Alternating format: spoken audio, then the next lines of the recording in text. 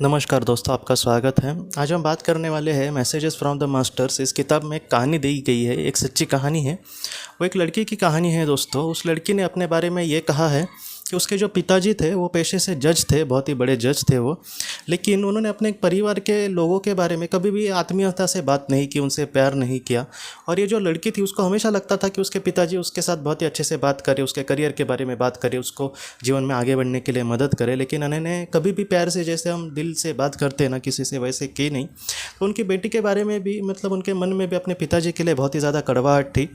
उस बेटी ने बाद में ये कहा है कि एक दिन वो हमसे जुदा हो गए, हमसे चले गए, हमारे साथ हमसे जुदा हो गए, वो इस दुनिया से चले गए। और उसके बाद ये कहते हैं कि मुझे उनके बारे में फिर भी कुछ नहीं लग रहा है। हाँ, पिताजी छोड़कर चले गए लेकिन फिर भी इतना दुख नहीं हुआ उसको।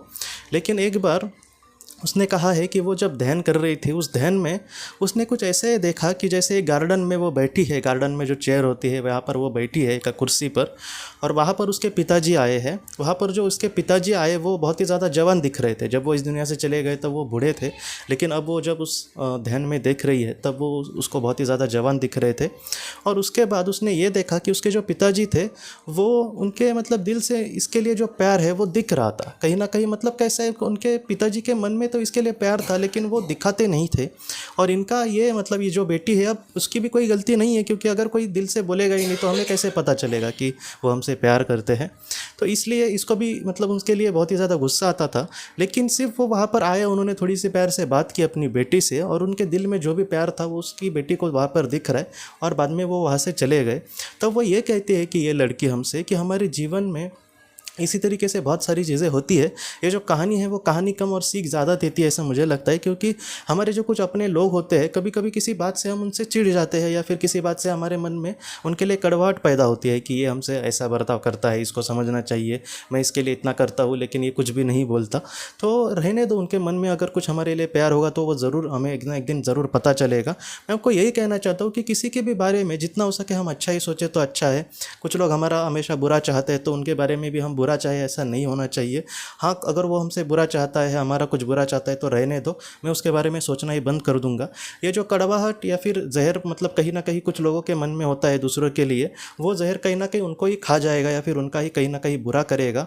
अगर उन्होंने उसका बुरा नहीं किया तो ऐसे जो लोग होते हैं जो खामखा दूसरे के लिए मन में दुश्मनी रखते हैं, वो जब आत्मलोक में चले जाएंगे तब उनको पता चलेगा कि मैं कितना गलत था। और ऐसे लोग जो होते हैं वो बहुत ज़्यादा पश्चाताप करते हैं वहाँ पर। तो ऐसे लोगों के बारे में भी हमें नहीं सोचना चाहिए।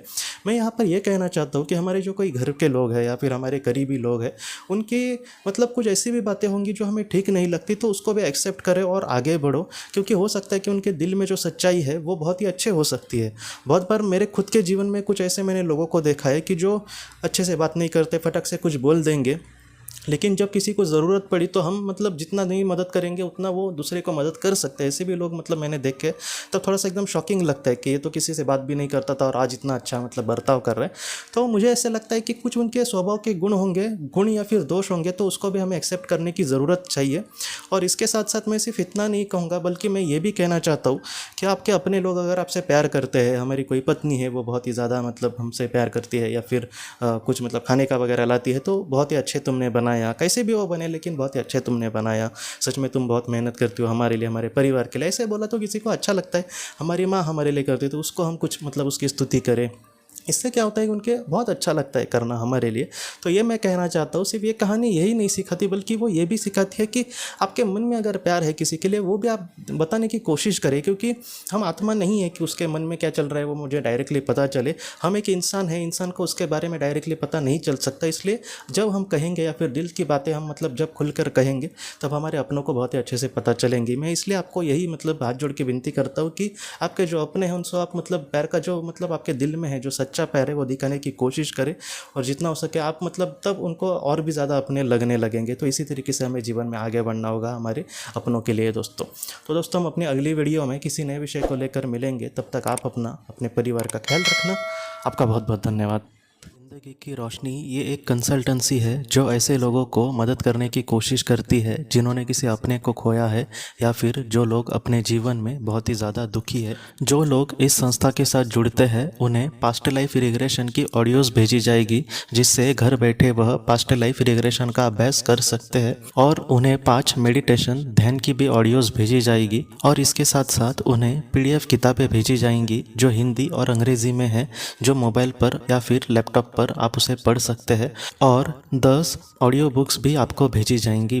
तो दोस्तों, अगर आप इस संस्था के साथ जुड़ना चाहते हैं तो कृपया इस नंबर पे व्हाट्सएप मैसेज करें। आपका बहुत बहुत धन्यवाद।